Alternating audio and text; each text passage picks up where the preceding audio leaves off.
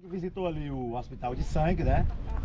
Muito relacionado à segunda coluna e já na quarta expedição, que já estava nos últimos meses do que vai acontecer esse genocídio contra o povo aqui do Belo Monte. Aqui nesse local, pessoal, assim, a placa ali indica que era um antigo hospital, acampamento de militares, né? Essa área também. Mas vocês percebem que, por exemplo, aqui já é uma nova perspectiva dos organizadores do próprio parque. Existe uma obra, vocês sabem que a literatura, ela, de certa forma, eternizou com uma única fonte, de certa forma, oficial, né? Os Sertões, né, do Euclides da Cunha, como uma verdade histórica, né? Quem queria saber algo sobre o que foi o episódio Canudos, todo mundo bebia nas fontes de Euclides da Cunha. Porém,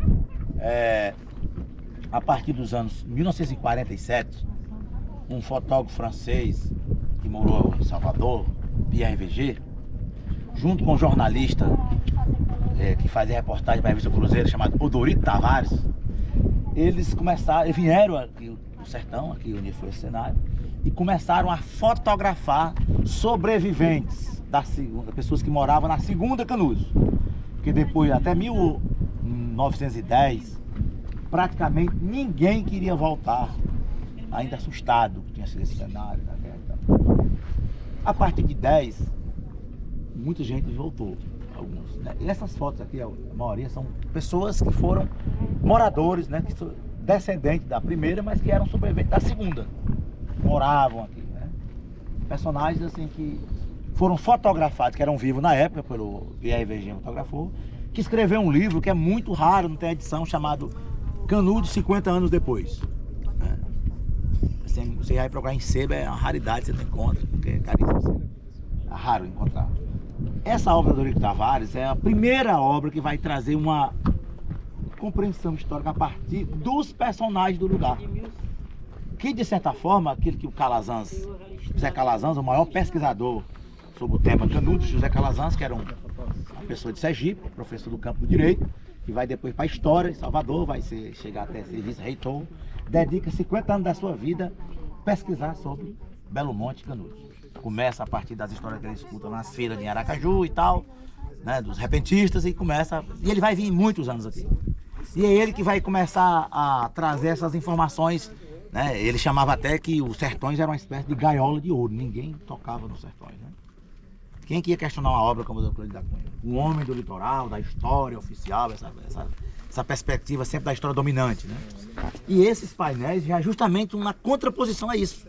É tentar dar vez e voz a personagens que a história nunca escutou. As mulheres e homens sertanejos dizem, isso não foi bem assim que está dizendo, não. Não foi do jeito que ele disse, por exemplo, ele começa a questionar a obra. Verdadeira realidade. Né? Ou seja, assim, e aí entra aquele debate na historiografia, né, das concepções da história, a oralidade, como é que é, isso é documento, isso não é. Isso é um debate que depois a nova história vai trazer, que não é o momento que a gente está discutindo. Mas é para a gente perceber que tem essa relação justamente com isso, né? Você, assim, é acampamento de militar, mas assim, quem é que estava lá? Era só militar? Era só militar? E o povo de lá?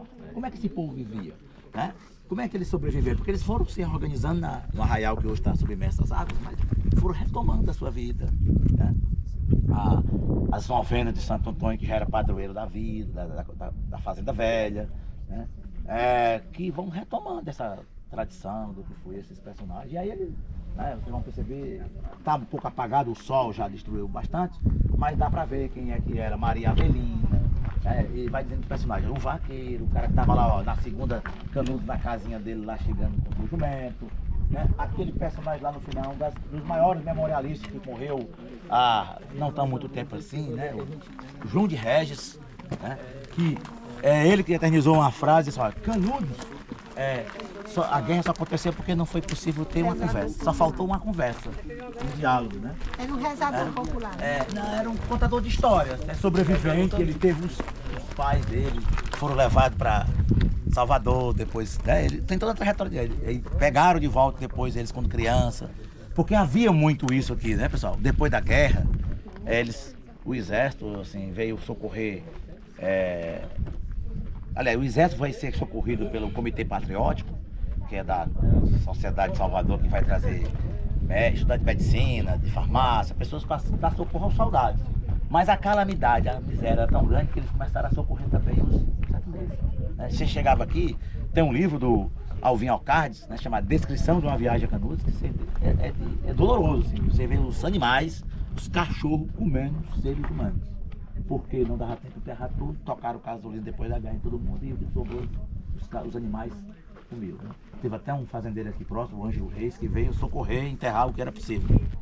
Né? Porque não tinha como, diante de tudo, porque não era só acabar com o Belo Monte, era acabar com a história, essa memória, não deixar nada, né? Apagar. Tá? Não é à toa que depois vai ser feito ações, a meu ver, nessa perspectiva também. Né? Enfim, mas eu acho que é por aí que a gente precisa entender para quem é a nossa história, como é que ela foi construída, a serviço de quem, por que as pessoas sertanejas, pobres, que nunca têm a voz escutadas, não são valorizadas, certo? Precisam ser doutor, não sei das contas, para reconhecer. Então é uma relação muito difícil, né? De mudar, inclusive, né? Para a gente entender onde é o nosso lugar enquanto sujeito histórico nesse processo. Né?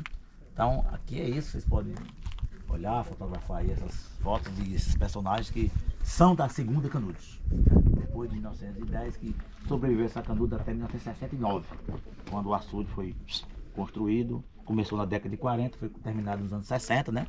Coincidentemente, viu? Nada coincidência, né?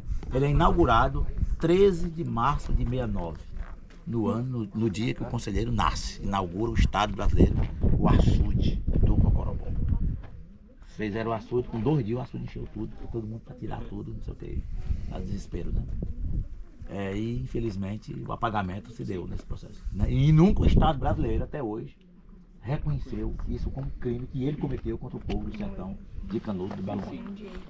E a gente pode falar, ocorreu o apagamento geográfico e patrimonial, mas a memória... A memória que daí o sobrevive, papel né? é importante, né, de valorizar essa memória. Por isso que o apagamento ele chega a ser memória. Porque, assim, por que apagou, né? Por que aquele povo tem que ser escondido? É por isso que a gente questiona, né? Se ele foi apagado porque ele apertava o calo de alguém, né? E quem era esse calo que ele apertava, né? Então o apagamento ele também é uma fonte e é o que gera questionamento. Já que está sendo silenciado, por que está sendo silenciado? Vamos saber, né? O apagamento é a continuação da violência, né? Total. Pode ser. Agora só mudou de forma. De forma. Você sai do patrimônio